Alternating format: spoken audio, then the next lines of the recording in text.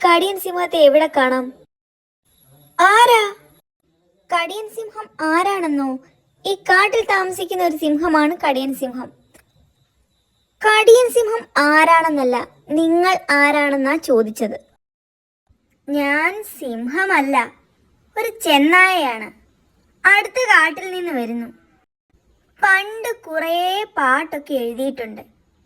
പക്ഷേ പാട്ട് കൊണ്ട് ജീവിക്കാനുള്ള വക കിട്ടാതായി. അതോടെ ഞാൻ ഗദയുണ്ടാക്കുന്ന പണി തുടങ്ങി. ഗദയോ? അതെ, ഇര പിടിക്കുന്നവർക്ക് ഉപയോഗിക്കാം, ശത്രുക്കളെ നേരിടാനും ഉപയോഗിക്കാം. ഒറ്റയടിക്ക് മുതുക് ചളങ്ങും, എല്ലു നുറുങ്ങും, ആമാശയം കലങ്ങും. ആനയെ തല്ലാം, സിംഹത്തെ തല്ലാം, പുഴുവിനെ തല്ലാം, പാമ്പിനെ തല്ലാം. എങ്കിലൊരു ഗദ ഞങ്ങൾക്ക് തരാമോ? വില തരാം. പറ്റില്ല, ഞാൻ ഉണ്ടാക്കിയ ഗദ ഞാൻ എന്റെ കാട്ടിലേ കൊടുക്കൂ. അതൊക്കെ പോട്ടെ, കടിയന്റെ ഗുഹ എവിടെ? അത് പറ. നേരെ നടന്നാൽ വലത്തോട്ട് തിരിയണം, വലത്തോട്ട് തിരിഞ്ഞാൽ നേരെ നടക്കണം. കടിയനെ പരിചയമുണ്ടോ? ഇല്ല, പരിചയപ്പെടാനാ പോകുന്നത്. എന്നിട്ട് ഇത് സമർപ്പിക്കണം. എങ്കിലൊരു ഗദ ഞങ്ങൾക്കും വേണം. ഗദ ഈ കാട്ടിൽ വിൽക്കാൻ പറ്റില്ലെന്ന് ഞാൻ പറഞ്ഞതല്ലേ? ശരു, ഇവരാള് തരികിടയാ. നമുക്ക് തരാതെ ഗദ കടിയനു മാത്രം കൊടുക്കാനുള്ള പരിപാടിയാ. ഇനി കടിയന്റെ അടി ഗദ കൊണ്ടായിരിക്കും. എങ്കില് താൻ കടിയനും ഇത് കൊടുക്കണ്ട. ആഹാ, ഭീഷണിയാണോ? ഞാനിത് കൊടുത്താൽ തനിക്കെന്താടോ? കടിയന് മാത്രമായി താൻ ഈ കാട്ടിൽ ഗദ കൊടുക്കണ്ട, മനസ്സിലായോ? ഗദയോ? ഗദ ഞാൻ കൊടുക്കുന്നില്ല. പിന്നെ കടിയന് സമർപ്പിക്കുമെന്ന് പറഞ്ഞതോ? അത് കടിയനെ പറ്റി ഞാൻ എഴുതിയ ഈ പാട്ടിന്റെ കാര്യമല്ലേ? വരികൾ മറന്നു പോകാതിരിക്കാനാ ഞാൻ എന്റെ ഈ ഗദയിൽ എഴുതിക്കൊണ്ടുവന്നത്. നിങ്ങളെ കേൾപ്പിക്കാം.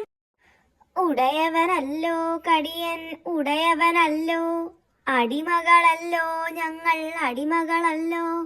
ഓ ഓ ഓ ഓ ഓ, ഗദ കണ്ടുള്ള അടിയായിരുന്നു ഭേദം. ഗുഹയിലെ പ്രേതം. എന്റെ അമ്മാമൻ താമസിച്ചിരുന്ന ഗുഹയിൽ പ്രേതം ഉണ്ടായിരുന്നു. അമ്മാമൻ പറഞ്ഞിട്ടുണ്ട്. അയ്യോ,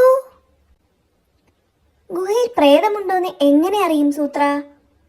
പല പല വഴികളുണ്ട്. ഇരിക്കെ, ഞാൻ വിശദമായി പറഞ്ഞു തരാം. കഥ പറയാൻ പോവുകയാണോ ചേട്ടാ? കഥയല്ല, കാര്യമാ. താനും കേട്ടോ. ഗുഹയിൽ തന്റെ കൂടെ മറ്റാരോ ഉണ്ട് എന്ന് തോന്നാറുണ്ടോ? ഇല്ല. പിന്നെ ഗുഹയ്ക്കകത്ത് നിന്ന് ചില ശബ്ദങ്ങളൊക്കെ കേൾക്കാറുണ്ടോ? അതുമില്ല. എന്നാ പിന്നെ തന്റെ ഗുഹയിൽ ഒരു കുഴപ്പവുമില്ല. പക്ഷേ ചേട്ടാ, എന്റെ ഗുഹയിൽ ഇത് രണ്ടും ഉണ്ട്.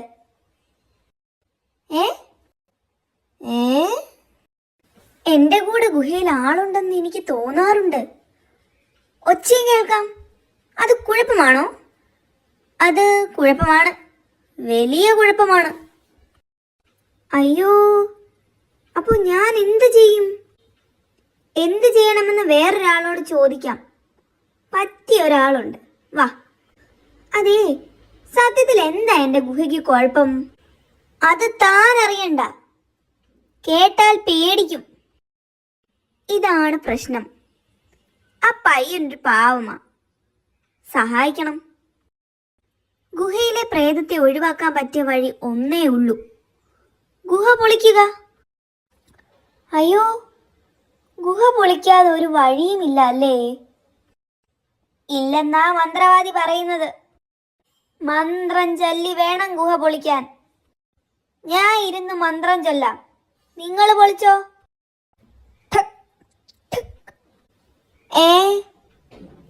എന്താടാ ഇത്? എന്തിനാ ഗുഹ പൊളിക്കുന്നത്? ഇതാരാ? എന്റെ വന്നത്. അമ്മാമനും പിള്ളേരും വന്നതുകൊണ്ടാ ഗുഹയിൽ ആളുണ്ടെന്ന് എനിക്ക് തോന്നി തുടങ്ങിയത്. പിള്ളേരുള്ളത് കൊണ്ട് ഗുഹയിൽ ഒച്ചയും കേട്ടു തുടങ്ങി. പക്ഷേ അത് ഇത്ര വലിയ പ്രശ്നമാണെന്ന് സൂത്രൻ ചേട്ടൻ പറഞ്ഞപ്പോഴാണ് എനിക്ക് മനസ്സിലായത്.